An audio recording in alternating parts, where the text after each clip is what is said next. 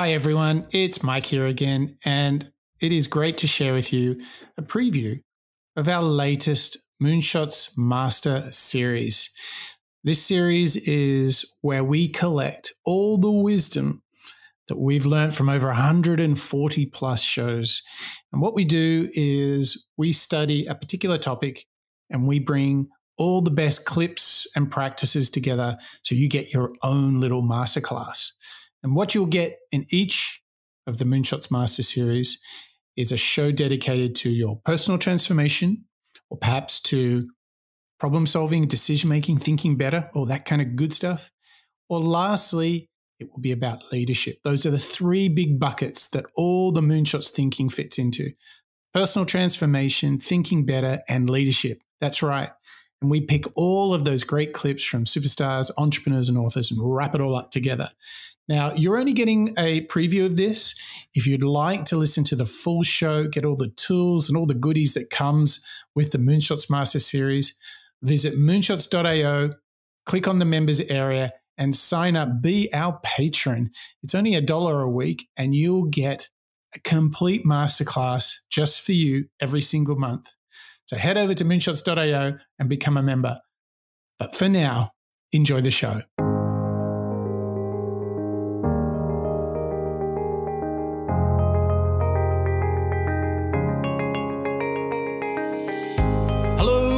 Welcome to the Moonshots Master Series. It's episode 4. I'm your co-host, Mike Parsons, and as always, I'm joined by Mark Pearson Freeland. Good morning, Mark. Good morning, Mike. This is a particularly exciting episode for us today, isn't it? If there's any topic, genre, ways of thinking about things and frameworks, it's habits. This matters so much to every single one of us, doesn't it?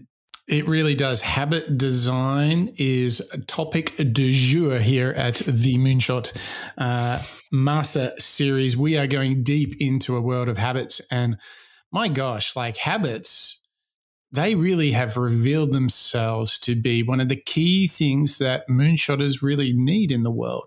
I think if you set about doing something challenging or remarkable, shooting for the moon, as we might say here, then, you're going to have a big vision. You may have done some reading with Simon Sinek's Start With Why.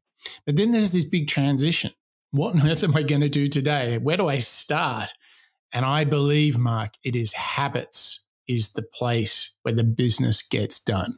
Yeah, I agree. So show number 1 on our members series, we dug into motivation, then we stuck into first principle thinking frameworks. Last time we got into teamwork, 3 huge topics. And today, this concept of habits is so interesting as well as exciting, Mike. I mean, boy, we've got an action-packed episode today, don't we? We have 9 gurus, superstars, authors, you name it, to lay some wisdom upon us. And we shall ask the question together: how are we going to create habits for ourselves? We're going to get into the nasty, gritty, dirty, slimy universe of actually applying ourselves to being the best version of ourselves. How are we going to wake up, be the best? How are we going to see that right through to the end of the day? And, Mark, do it the next day and the next and the next and the next. And it's not just your professional stuff, personal stuff, and everything else in between. This is about a holistic masterclass on creating habits, the things, the rituals that you do to unlock the very best version of yourself. I think about it as creating the underlying conditions for your own personal satisfaction, fulfillment, your success, whether it's waking up early or whether it's clearing your head at night before you go to bed. There's a lot that can happen in the space of that time. And we're going to forensically break it all down. We're going to look at experts. We're going to get inspired by the likes, of course, of Tim Ferriss, Charles Duhigg, but don't forget Tom Brady. We're also going to hear from the grandmaster of successful habits, Mr. Stephen Covey. the kind of maestro of the moment, Mr. Atomic Habits, Mr. James Clear, and many, many, many others. Mark, it is a onslaught. It is a smorgasbord of habit creation. So if you want to be your best at the start, middle, and end of the day, if you want to be great at work, at home, and all the places in between, this show is for you, isn't it? Yeah, and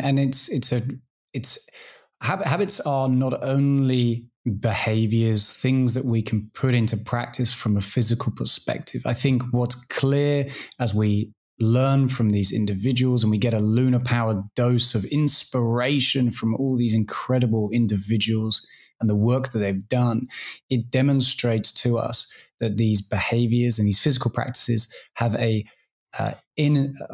undeniable connection to our mindsets and how we go about our lives, both in a work situation, but also in a social family element. Habits really are, if I'm going to put a big old broad statement, Mike, they can be the blueprints to you becoming this best version of yourself once you put them into practice and you stick at them and you persevere day by day. Well, we have scoured the Moonshots episodes. We have even found new superstars to inspire us. So we are ready to hit you up with the most important part of any master series, is where we kick it off with not only defining habits, but why not get a little bit inspired? And the man to inspire us right now is Mr. Charles Duhigg, author of The Power of Habit. Let's hear from him, Mr. Charles Duhigg, and understand why habits matter. Did you know that by studying shoppers' habits, companies can predict what you want to buy? And sometimes that's a problem. A few years ago, for instance, a father walked into a Target store in Minnesota, clutching an advertisement. He started yelling at the manager. "Did you send this to my daughter?" he asked. The ad contained all these coupons for baby clothes and bottles and formula and cribs. "She's still in high school and you're sending her ads for baby clothes?" he screamed at the manager. "Are you trying to encourage her to get pregnant?" The store manager apologized and a few days later called the guy to apologize again. The father was somewhat abashed. "It turns out there's been some activities in my house that I wasn't aware of," he told the manager. "I had a long conversation with my daughter.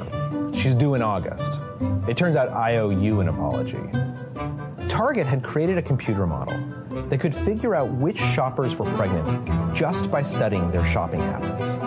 Identifying pregnant women is the holy grail of retail. People with new babies are so tired that if you can get them inside your doors to buy bottles and formula, they'll end up buying everything else they need as well.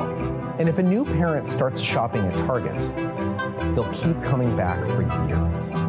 So how did Target start marketing to parents before the baby arrived? Lots of people buy lotion, but a Target data analyst noticed that women on Target's baby registry started buying very large quantities of lotion in about their second trimester. Someone else noticed that in about their 20th week, pregnant women started loading up on vitamins. By crawling through the data, Target was able to identify about 25 different items that, when analyzed together, would allow them to predict if someone was pregnant. Target's program was so accurate that it could assign almost any regular shopper a pregnancy prediction score. But the problem with all this data, as the father in Minnesota demonstrated, is that Target couldn't let on how much they knew. After all, shoppers might get a little bit upset if they received an advertisement making it clear that Target was studying their reproductive plans. So how did Target solve this problem? They started mixing in ads for bottles and formula with other products that had nothing to do with pregnancy, like lawnmowers and wine glasses, things that they knew a pregnant woman wouldn't necessarily be interested in. As a result, the baby ads looked random. And it worked. Women started using the coupons, and Target's mom and baby sales exploded. The lesson? Habits matter.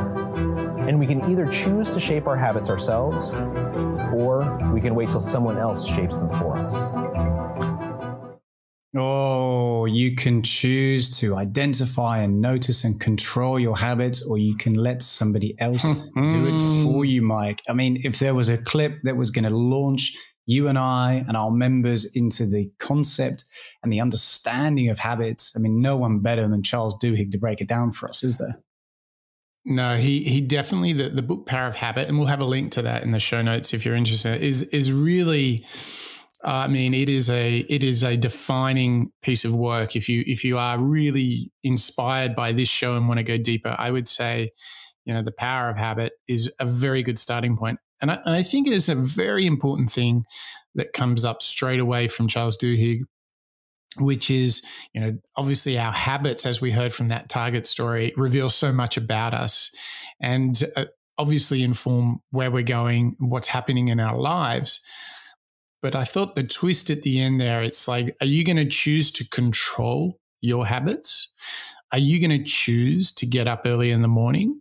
Or even more so, are you going to choose to go to bed early so it's not so hard to get up in the morning?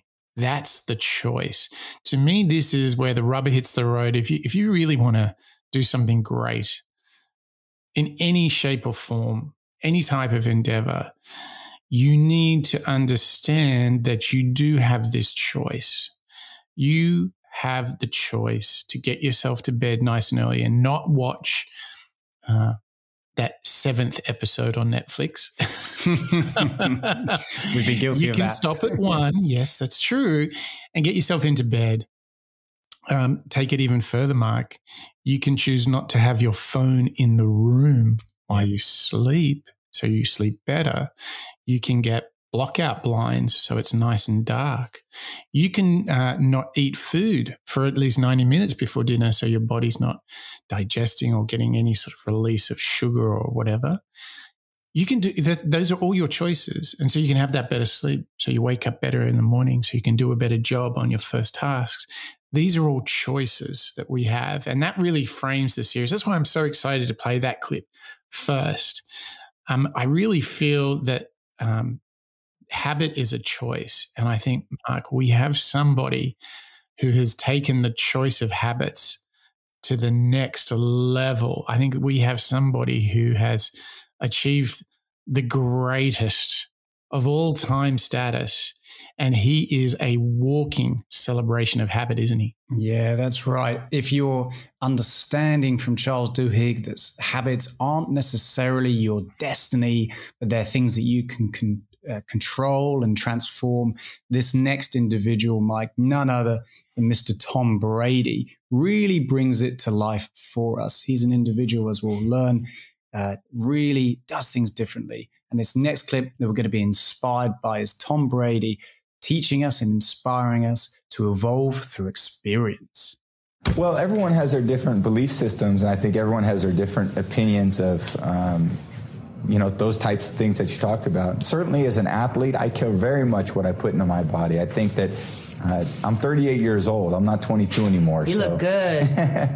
You're very sweet. Thanks. But all those things are important, and all the little things add up to be big things. So when I'm trying to accomplish things professionally that, in a lot of ways, I'm in uncharted territory. So I've got to do things differently, and I got to evolve over time. I've got things that may have worked in the past, maybe don't work as you move forward. So the lessons that I've learned through my own trial and error, I think I'm at that point in my career, I'm very efficient with what I'm doing. So I try to eat healthy. I try to get the right amount of rest. I try to do the right types of exercise so I can be on the field and be available to my team. I try to be as productive this time in my